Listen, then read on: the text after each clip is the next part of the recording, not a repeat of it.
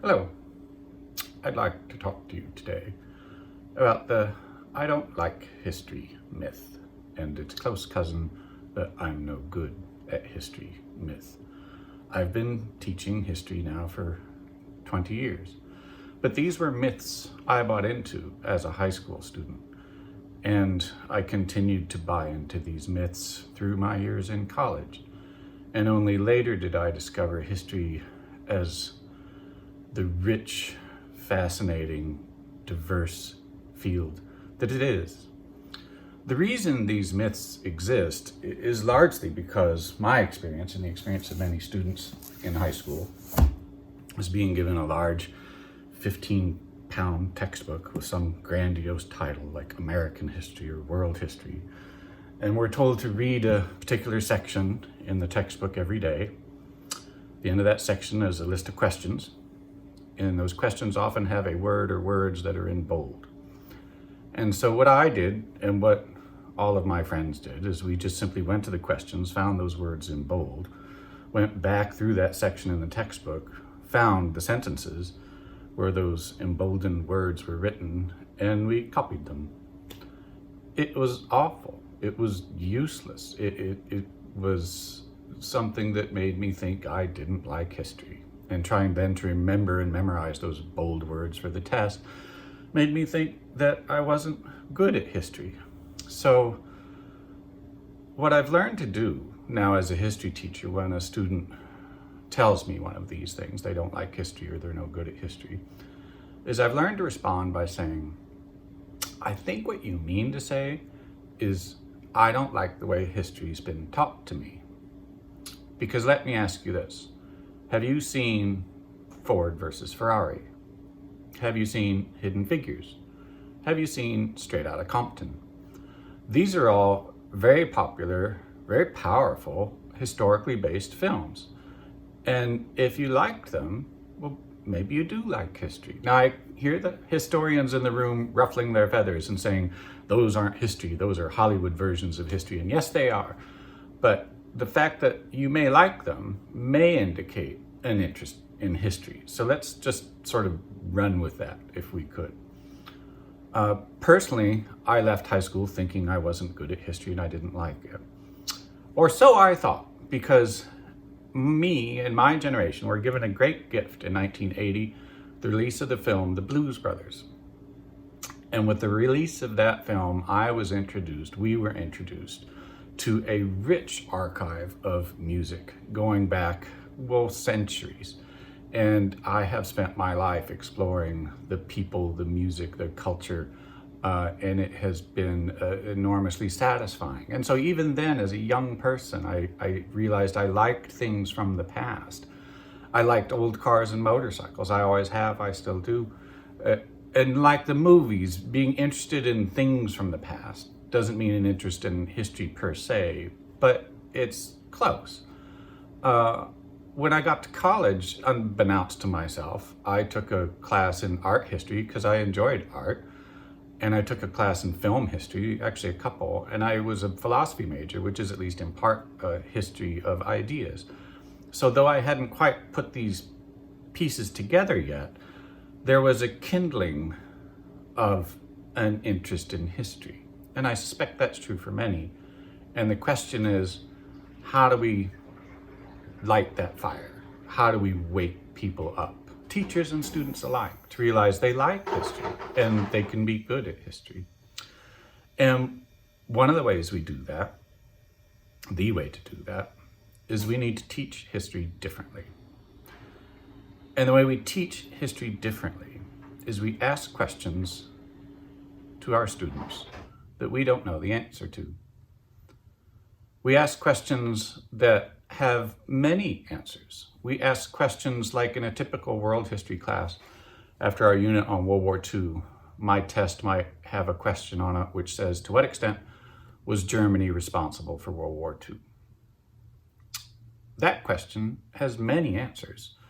Some might argue that Germany was responsible for World War II.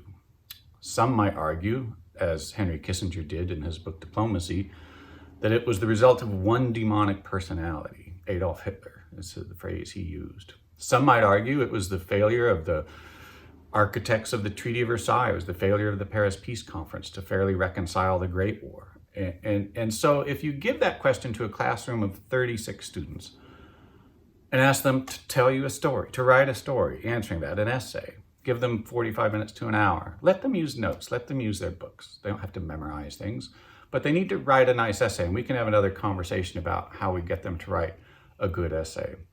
You're going to get back 36 different responses. You're going to get 36 completely unique responses. And they will have attempted to tell a story surrounding that question, because that's what historians do. They tell stories like this. These Truths by Jill Lepore is a story of American history. It starts from the era of what we refer to as the 14 and 1500s and goes all the way up to Trump's election in 2016. And this book was written in 2019, or at least it was published then.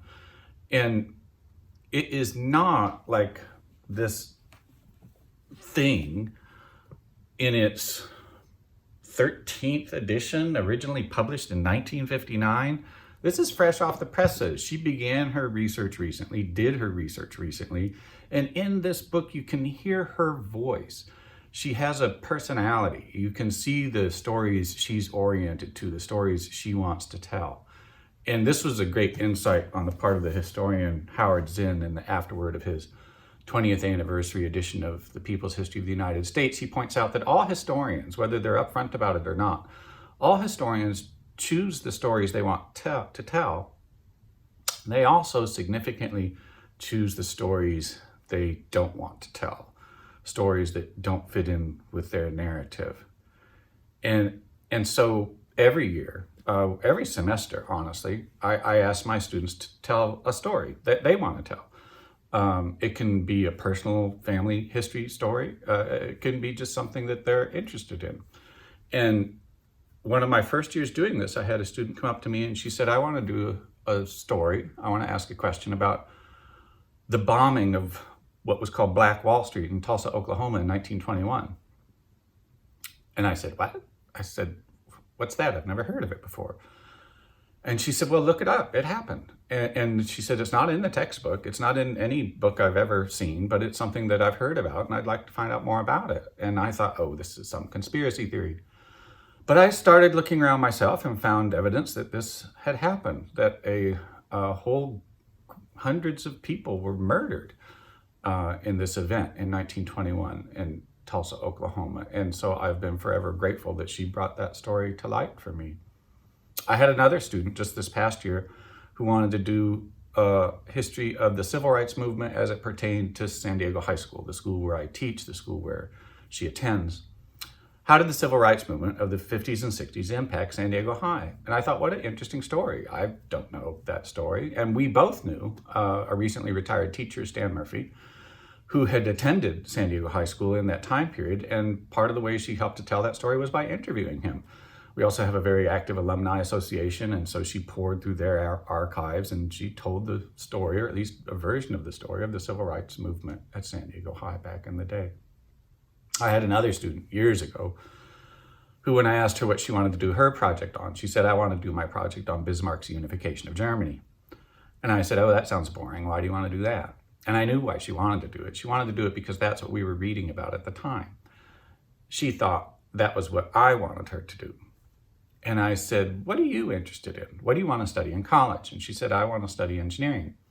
And I said, oh, that's interesting. Why don't you think of something where there was an engineering dilemma, a problem that needed to be solved?